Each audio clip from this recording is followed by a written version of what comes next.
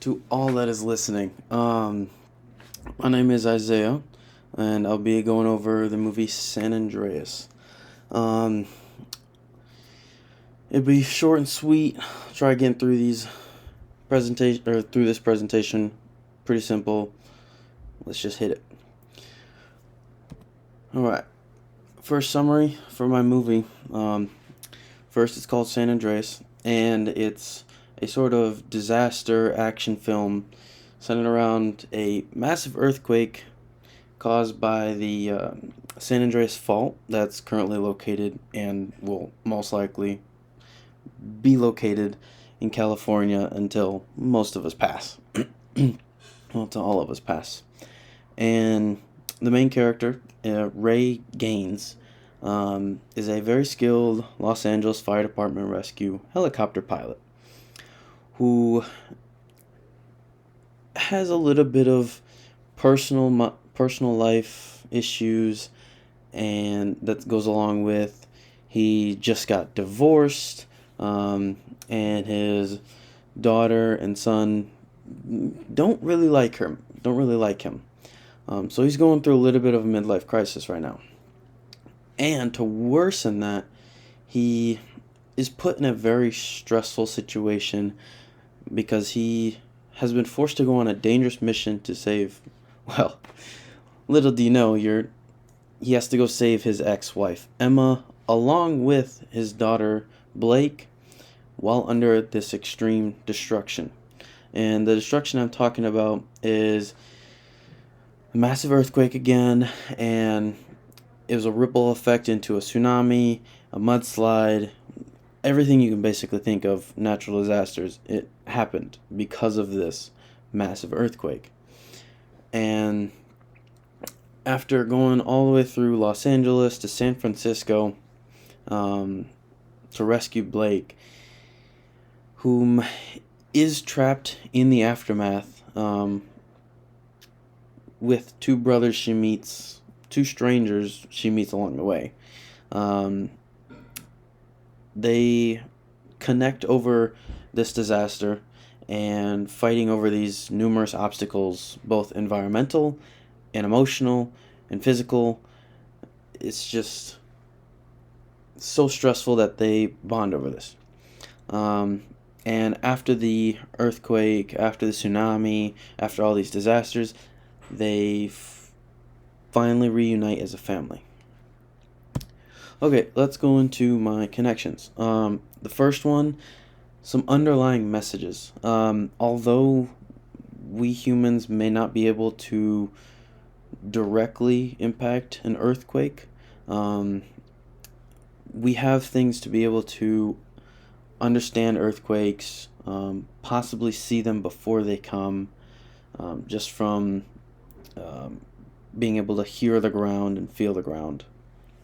And while this movie is a more active or action driven movie than a message driven one, meaning it's more about the action of the disasters and the family reuniting than its counterpart, where it relays environmental damages and how we can stop it. But referencing my earthquake predictions and how society often overlooks the early warning signs, such as the water levels, animal behavior is actually a really big one, such as massive amount of birds flying away, and all these other animals sensing that there's going to be something wrong, so they leave their homes. And another one is small but constant tremors that people usually don't mind to because it's not a lot of damage. But in an urban environment, there's constant danger, and because of this constant danger, there's a very big vulnerability to the people that live in these communities, or these cities, or anywhere where there's a lot of buildings that could be damaged or ruined is a very big vulnerability. just as there might be a bad planning into the building of those cities, especially in regions prone to seismic activity, such as California, our second biggest city in the United States, or Los Angeles. Okay. Connection 2. While the primary disaster in the movie is a massive earthquake caused by a rupture along the San Andreas Fault, the film adds even more and intense, realistic effects of secondary effects from environmental disasters. Coming back to the earthquake caused the start of a tsunami, as well as a mudslide. And these are crucial in both environmental science and storytelling. However, we're mostly focusing on environmental science. But it shows how one natural event can trigger another. Connection 3. Real life incident actually inspired this movie. It was March 11th, 2011. A huge earthquake struck off the east coast of Tohoku, Japan, where a 9.0 earthquake hit the east coast of Japan, and it caused a 40-meter tsunami, which in American it's 130 feet. I had to add both just so people didn't get things confused.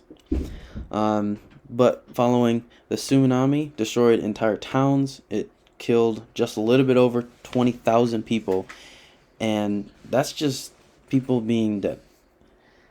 It actually caused even more damage and forced hundreds of thousands of people to leave their own homes, their communities, and their livelihoods. And due to this tsunami and this earthquake, there was a nuclear facility or nuclear plant in this city, and this disaster got to it, and it leaked radiation everywhere inside the environment. This is awful for everyone that lives around it. It's awful against the animals as well, and so this is important to know, because when disasters such as these hit Earth or hit these cities or wherever they are, we as humans should be more conscious about this, so that if we have a nuclear plant or oil plant or what have you, we don't want massive disasters to affect us worse than the disaster itself, such as an oil tanker being sunk and there's oil everywhere. We just need to be more conscious of our environmental footprint, especially when there is risk of disaster or death or injury. But this concludes my little spiel about my movie. It is a great watch. I recommend you watch it. Yeah, this is Isaiah. Thank you very much.